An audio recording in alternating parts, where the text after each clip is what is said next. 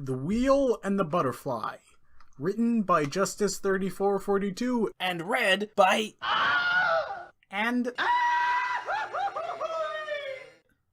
Chapter 41. Pinkie vs. Unemployment. Dan slowly opened his eyes to the sounds of birds chirping. Sunlight shot through the blinds in bright bands of light across his face, and over the light blue blanket he was under. He scowled at the bright light as it assaulted his vision. "Stupid sun," he mumbled. The sun, like many things, had a near-permanent place on his list, mostly because attempting to launch water balloons at it with a giant slingshot only resulted in a collection of soggy, unconscious cyclists and pedestrians. He felt something warm pressed against his chest and arms wrapped around his body. Likewise, his arms were also wrapped around the pink-haired, pink pajama-clad girl. Dan sighed at the thought of getting up and giving up his current comfortable place on the bed, his head apparently resting against a puddle of pink cotton candy. Alright, plan. I still need a plan. Flowers? Blech, too pedestrian. Too many stupid metaphors that can go south. Aha! Spell out I love you by setting fire to large stretches of Los Angeles and sneak Pinkie onto the highest floor of the U.S. Bank Tower. Well, the sneaking part wouldn't be hard, but I'd probably be arrested or shot long before I was even done with the word love. Poison her and only give her the antidote on the condition she loves me? Sure, if I wanted her to fake it and kill me in my sleep a few days later. Why does making someone fall in love with you have to be so dang hard? Beep. Dan felt a light push against his nose and looked down to see a feminine hand with pink nail polish attached pajama-clad arm lead down towards the smiling face of the woman he was currently holding. His heart skipped a beat as he looked onto the blue eyes framed by an adorable face all surrounded by luscious pink curls. Pinkie giggled. Sorry, you looked so lost in thought, I couldn't help myself. First you were thinking, then you were happy. Pinkie smiled. But then sad. Pinkie frowned, but then happy again, smiled, and then sad, frowned, and then you got that look on your face like you were about to set fire to something. Pinkie grinned evilly. But then really sad. Pinkie pouted and quivered her lip, and then you looked frustrated, so I was wondering, what you thinking about? Nothing. Shut up. I mean, I was thinking about how much I enjoy sleeping in this position with you, Dan said. Nailed it. A+. Pinkie looked surprised for a second, then blushed slightly as she nuzzled her head into Dan's chest. I'm glad. I'm really happy here, too. Dan smiled to himself and tightened his grip. Aside from the fact that I really need to use the bathroom and your squeezing is making it worse, Pinkie added. Oh, sorry. Dan released Pinkie, and she quickly gave him a quick, sheepish smile, hopped off the bed, and bolted out of the bedroom into the nearby bathroom. Stupid, lousy bladder, Dan muttered as he rose out of bed, the blankets falling off of his bare chest. Dan mused to himself. Date at a fancy restaurant? No, either there would be something weird going on, and/or we'd end up burning it down. Romantic movie? I think I'd rather try setting fire to LA. Once again, the two roommates found themselves on the couch, staring inquisitively at each other. Pinkie having changed into a red floral-patterned shirt and jean shorts with a pair of pink flats that bared her cutie mark, Dan wearing a fresh pair of the outfit he wears pretty much every day. So, Dan began. What do you want to do today? Pinkie's face lit up. 3 Pinkie Pie days in a row? Wow, Dan, you must really like me, Pinkie said, cocking her head and fluttering her eyelids. Dan's face flushed as his expression turned nervous. Actually, Pinkie said hesitantly, there is something I want to do. Yes? Dan asked, raising an eyebrow. I want to talk about something with you, Pinkie said, putting her hand on Dan's. Dan's heart immediately began to pound in his chest. Uh-oh. This can either go very, very well or very, very bad. She just put her hands on mine, though. That's a good sign, right? Right? Dan swallowed. Yeah? You're probably gonna think I'm crazy, Pinkie said. Dan raised an eyebrow. Well, crazier, Pinkie clarified. Just spit it out already, Dan demanded. Okay. Pinkie inhaled deeply. I think I need a job. Dan rapidly shook his head and his face changed to shock. What? Pinkie sighed. I knew you'd respond that way. Dan paused and attempted to control his temper. What I meant was, why do you need a job? You have a wallet that gives you all the money you want and you still have tons of Vegas money, Dan reminded. Pinkie sighed and raised her hands, taking Dan's with him and intertwined her fingers with his. I know, but I'm starting to feel anxious sitting here all day, every day, she explained. Dan released one of his hands to motion out with it. What are you talking about? We go out practically every day. I know, and it's a lot of fun, but I still feel kinda empty inside. Like I could be doing more with myself, you know? No, not really. Dan admitted. Dan's heart began to beat faster. Wait, you're not trying to get away from me, are you? Of course not, silly, Pinkie said, reaching out for Dan's hand again. I love spending time with you. Dan's heart skipped a beat at the word love. But I really think this is something I have to do, Pinkie said, looking serious, looking sky-blue eyes with Dan's green eyes. Besides, sooner or later, the cops are bound to catch up with us. Dan thought about this. Honestly, we probably could get away with another few months of this before we actually got caught and charged with anything. Pinkie grinned. Seriously, though, I need to do this. Pinkie's eyes turned pleading, and I don't think I can do it alone. Dan looked deep into her eyes. Like I could ever say no to those. Dan sighed. Alright, Pinkie, I'll help. Yay! But for the record, I think this is both stupid and idiotic. Dan added. Dan felt arms encircle him. That's okay, Dan. I'm just happy I have you here when I need you. Dan smiled and returned the hug. Sure, Pinkie. Anything for you. The hug was all too fleeting as Pinkie broke it, kissing Dan's forehead on the way up as she stood. Dan's face turned red with warmth at the gesture. Pinkie held out a hand. Come on, Dan, we're burning daylight. Dan smiled and took Pinkie's hand as she helped him up.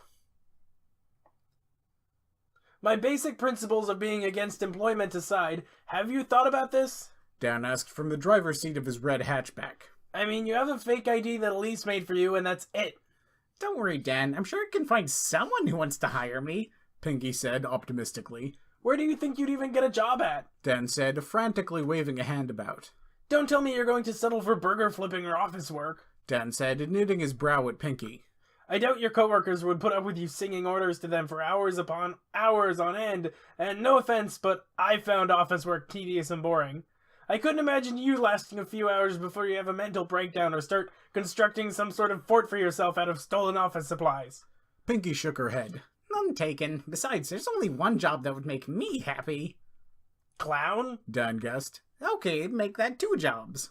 Party planner? 3 jobs. Wait, so if it wasn't that, then fortune teller? Oh, I can do that. I have done that. I mean, stop giving me ideas, Pinkie insisted. Right, sorry, Dan said, turning back to the road. No, I know what this town needs, and it's a baker, Pinkie declared. We have those, Dan reminded. Yeah, but almost everyone bakes with fake dyes, and imitation this and that, and just all kinds of crazy stuff that makes no sense to me. It makes me want to go, I don't know. Pinkie's expression darkened as she held her hands up as frustrated claws around her face. Some sort of uncontrollable rampage where I just run around and set fire to everything and laugh and laugh and laugh as mankind is brought to its knees because of its reliance on fake baking ingredients, yes! Dan paused. You know what? Let's do that, he said enthusiastically. That sounds way more fun. He grinned evilly. You can carry around way more gasoline if there's 2 of us, he sang. Dan, I can't burn down all the bakeries. Where would I find a job if I did that? Dan paused. You could always start your own, he suggested. And hey, no competition. I'd probably end up in prison if I actually did that thing I just said, Pinkie said, cocking an eyebrow. Details, details, Dan said, waving his hand about dismissively. Anyways, Pinkie continued, I don't really know a lot about running a business. I mean, I can manage a shop by myself, okay, but actually doing finances and all that icky-sounding taxes stuff, I'm a party pony, not a money-imagining pony. Dan raised an eyebrow. Is that actually a thing in your world? Well, duh! Who do you think runs all the giant chain stores and corporations and stuff? Pinkie asked. I don't know. I guess I just thought you all took breaks frolicking in pristine meadows and throwing parties for each other in between fighting terrifying creatures that seem to attack on a near-monthly basis. Dan responded. Well, yeah, but that doesn't mean we don't have businesses, Pinkie exclaimed. She looked out the window. Wait, is that our apartment building? She turned to Dan. Are you just driving around the block over and over again? Well, it's not like you actually told me where we're going or anything, Dan complained, motioning out to the road with his hand. Just drive. I'm sure something will turn up, Pinkie insisted, pointing out towards the road. Dan sighed. Fine, but it's not like we're just going to drive past a bakery that has a big now hiring sign in front of it, or just opened and has a pushover owner that's going to let you change everything. What about that place? Pinkie asks, pointing to a small building that read, Wallys Emporium of Cupcakes and Muffins, complete with a grand opening and a large now hiring sign posted in the window. Dan paused, blinked a few times, sighed, and pulled the car into the almost completely empty parking lot. Stupid, insanely lucky roommate, he muttered to himself. Pinkie merely flashed Dan a dazzling, toothy smile. Dan furrowed his brow at her. Okay, but it's not like the owner is just going to let you start throwing out ingredients and start making your own stuff. Dan insisted. Wait. Dan took another look at the bakery's title. Wally's? Oh, like the guy who runs the Emporium of Hardware and Explosives? Pinkie said, her face lighting up. He's super nice to me. Only because you buy so many explosives from him and you always pay in cash. Dan looked back to the store, narrowing his eyes slightly and rubbing his chin. Still, it doesn't seem like two Wallys would name their store practically the same thing. Pinkie threw open her door, exited the car, and excitedly began hopping from one foot to the next. Well, are you coming or not? This is going to be fun. Dan rolled his eyes and twirled an index finger in the air. Yay, job hunting, he responded sarcastically as he exited the car. Aw, come on, Pinkie said with a smile. At the very least, I'm sure Wally will be happy to see us. Dan sighed and trudged after Pinkie, who began bounding towards the store entrance. Pinkie grabbed the glass door by its metal hand and swung it open, causing a small bell to fix to the top to ring. Have no fear, your new baker is here, Pinkie announced to a room full of empty seats and tables. Pinkie darted her head from side to side, attempting to find anyone. Dan leisurely walked in after her. Yeesh, this place is deader than my grandma, he commented. Pinkie raised an eyebrow. How dead is that? The sort of dead you confirm with a pulse check and a few hard kicks to the torso just to be safe, Dan replied. The two paused as they heard a noise from behind the counter. A large, balding, overweight man emerged from a back room, wearing glasses, a yellow shirt, brown pants, red tie, all covered by a white apron, and stood in front of the register. Oh, hi, Pinkie. Hey, Dan. Hiya, Wally, Pinkie responded, enthusiastically waving. What's with the bakery? Dan asked with a suspicion in his tone. Are you closing down the hardware and explosives emporium again? Oh, my, no. The explosives business is booming. Pinkie and Wally shared a giggle while Dan folded his arms and rolled his eyes. Mostly due to you two, though, Wally added. In fact, business has been so good I've decided to expand. Like you need to get any bigger, Dan mumbled. Ow! Dan rubbed his arm, courtesy of hard punch Pinkie delivered into it. Dan, be nice. Yeah. Pinkie whispered. So, what brings you two in here today? We have both cupcakes and muffins for all your baked good desires, Wally stated with a smile. Dan raised an eyebrow. And by we, you mean... Wally sighed. I mean me. I was about to say, I've seen fenced-off archaeological dig sites with more activity than here. Dan turned towards Pinkie and quickly put his hands up defensively. Don't hit, it's true! Pinkie lowered her fist. Okay, well, you still shouldn't be so blunt about these things. That's okay, Pinkie, he's right. I've been open a few days and the customers have already dried up in that time. Well, I know what'll cheer you up, Pinkie declared, taking her wallet out of her pink bag and pulling out a $5 bill. 1 cupcake, please. Oh, okay, what kind? Wally asked with a small smile. Pinkie gave Wally a closed-eye smile and shrugged. Surprise me! Wally grabbed a chocolate cupcake from the display case and handed it to Pinkie. Pinkie took the cupcake with a smile and began to take a bite. Dan walked up to the counter and leaned his back against it, supporting himself with his elbows. Big mistake, buddy. What? Wally turned to Dan. She doesn't like chocolate, Wally asked. Dan shook his head. She rarely likes anything she hasn't baked herself.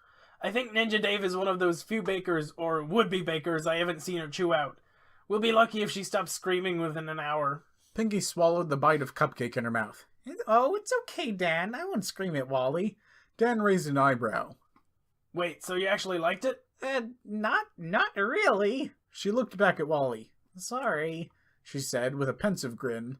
Wally sighed. It's okay, I'm still learning. Well, Pinkie began, the cocoa powder is of substandard quality. It's too sweet, probably because the chocolate chips have more sugar than necessary. You clearly used fake vanilla extract and the egg content is a little light, Pinkie explained. Oh, you can tell that from just a bite? Wally asked skeptically. Pinkie smiled wide as she set down the partially eaten cupcake. Yepper, that's why you should hire me. Pinkie said, enthusiastically smiling until all her teeth were visible. I don't know. No offense, but you two buy an awful lot of explosives from me. Dan raised an eyebrow. You ever use that mini nuke on the in-laws? Point taken, Wally said, toweling at his brow with a handkerchief. He turned back to Pinkie. Do you have any experience? I used to work and live in a bakery, Pinkie responded cheerfully. References? References? Wally asked. Oh, well, I can grab my mirror, and I'm sure Twilight could grab one of the cakes too. Pinkie glanced down at Dan, who was holding a hand over Pinkie's mouth. Just hire her, Dan insisted. You'll never find a better baker. Wally held his chin and thumb and forefinger and considered this. Well, maybe if you could come back with something you've baked. Pinkie happily produced a rainbow-colored cupcake as Dan removed his hand from her mouth. Where did you pull that from? Wally asked. I have no idea, Pinkie responded merrily. Wally eyed the colorful cupcake suspiciously and tentatively took a bite. Then we'll pass out flyers, and once we're back from the farmer's market, I'll spend the next few hours creating dyes and baked goodies while Dan decorates outside, Pinkie said, clapping her hands excitedly. Wally shook his head, clearing away a euphoric sensation that was completely overwhelming his senses. What just happened? Wally asked. Dan raised an eyebrow, having returned to his spot against the counter. You went into some sort of ecstatic cupcake coma. I did? Yeah, then you hired Pinkie on the spot and agreed to everything she said, Dan explained. Oh dear, is that why the display case is empty? Yeah, Pinkie closed shop and pretty much trashed everything, including a fair amount of your ingredients. Wally sponged at his perspiring forehead with a handkerchief. I hope she knows what she's doing. Dan shrugged. Usually she doesn't, Dan stated. but she spends hours baking almost every day, so you're probably fine. Gah! Dan felt something grab his hand, and before he knew it, Pinkie was dragging him towards the door. Come on, Dan, we got a lot of work to do. Pinkie dragged her roommate out the door and turned back to Wally. But farmers markets are full of hippies, Dan protested. Once Pinkie had dragged Dan outside, she turned back to Wally. Bye-bye, new boss, she said with a smile. Wally offered a small wave as Pinkie closed the door behind her. Or, just stay here then. Come to Wallys Emporium of cupcakes and muffins. All natural ingredients and the smiles are free, Pinkie said, enthusiastically passing a flyer out to a farmer's market attendee. Come to Wallys Emporium of cupcakes and muffins or you'll die alone in a gutter, sooner rather than later, Dan said, grumpily passing out a flyer. Hello, you look like a man who's desperate for quality baked goods, Pinkie said, passing out another flyer. Hey, you, winner of this year's worst-dressed competition, Dan said to a large woman wearing a white t-shirt and bright pink zebra-striped sweatpants. Come to Wallys Emporium of cupcakes and muffins or I'll string up that goofy-looking dog by its harness. The woman shot Dan a glare. That's my child! Dan handed her a flyer. Whatever, my threat still stands. Go to the cupcake shop, fatty! You know you can't pass up sugary baked goods. The woman sighed. Well, you got me there. All natural baked daily muffins and cupcakes at Wally's. Only at Pinkie sighed, enthusiastically passing out another flyer. You look like a filthy tree hugger, Dan said to a large man with a large brown beard, long brown hair, and tie-dyed shirt. Come to Wally's and eat of nature's goodness, then gloat to all your friends that you're eating better than them, and therefore are better than them. The large man happily took a flyer. Finally, a place that understands me! Come to Wallys Emporium of cupcakes and muffins, Pinkie said, handing out a flyer. Wow, you're actually pretty good at this, she exclaimed to Dan. Dan shrugged. You just gotta learn the right leverage with people. Dan turned to another farmer's market patron. You! Come to Wallys Emporium of cupcakes and muffins, or one night you will hear something from your closet in the middle of the pitch-black darkness. You'll dismiss it, of course, because hey... Dan put his hands up in a small shrug. Monsters don't really exist, but you'll be wrong, dead wrong, and as you drift back off to sleep, your eyes will shoot open, and the last thing you'll see is my grinning face as I hold an axe aloft in my hands. As I bring it down on your terrified, screaming face, your last thoughts will be, if only I had purchased a muffin. Mom! A young boy with brownish red hair sitting under a red, white, and yellow beanie with a green propeller screamed. Pow! Dan felt something fast and hard impact his face as he tumbled to the ground. Buttons, sweetie, are you all right? the brown-haired woman who had just delivered a haymaker to Dan's face asked, lowering herself to the crying child's level. Pinkie helped Dan to his feet. That seemed a bit excessive, she said to Dan. What? Aggressive marketing, baby! Dan insisted, rubbing his cheek as it began to swell.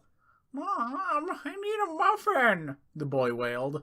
Of course, sweetie. Dan handed the woman a flyer. Best muffins in town, guaranteed to keep the axe murderers at bay. The woman angrily snatched the flyer and jabbed Dan in the nose. Ow!